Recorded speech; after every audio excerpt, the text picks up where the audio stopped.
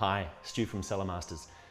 There's a very, very famous winemaker in Australia who used to have in his office hanging above his head a sign that read, "No wood, no good." That was a little while ago, but some winemakers still actually pertain to that actual saying. The wood that's being referred to is, of course, oak. So why oak? Why is that the wood that is actually used to age wine and ferment wine?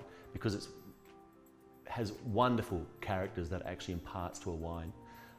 It has a wonderful porous nature that allows infinitesimal amounts of air to actually get in the wine and actually help it to age as well. There are two main types of oak, French and American.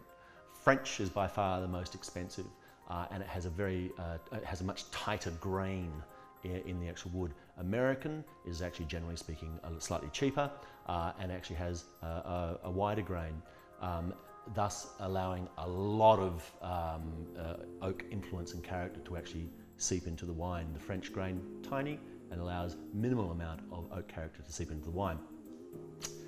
Oak is also a wonderful vessel in which to actually store wine and to actually age it.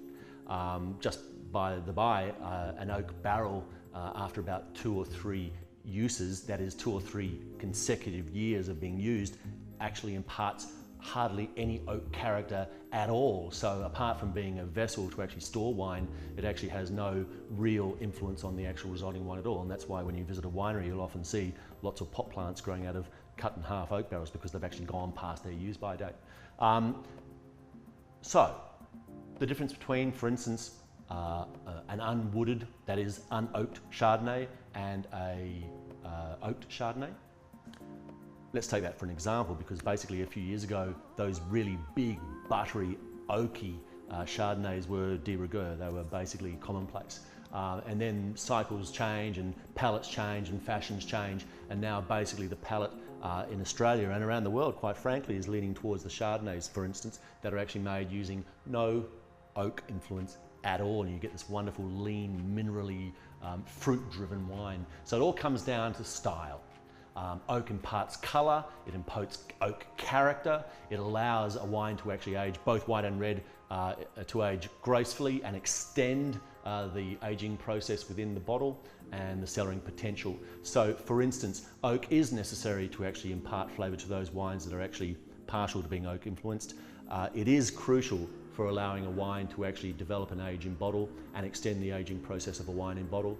And yet on the flip side as well, there are those winemakers who are actually steering away from using heavy-handed oak fermentation and oak barrel maturation because they want to actually have the primary fruit characters of wine at the forefront, not the oak.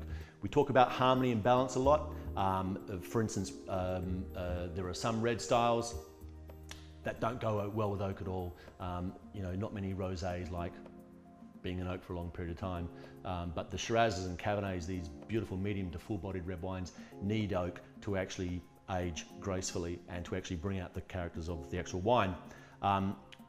But boy, oh boy, can you actually tell a wine that is out of balance? Too much oak and the fruit down here basically means that you're basically drinking, for want of a better term, oak chips, and that's not very pleasurable. So you basically have to, the winemaker's skill and technique comes into play by actually balancing the oak maturation, the oak fermentation, and the actual fruit drive of the wine so that neither the oak or the fruit dominates. It's got to be beautifully, seamlessly balanced.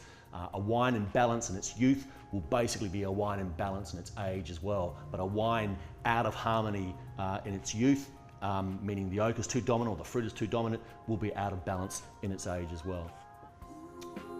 Cheers.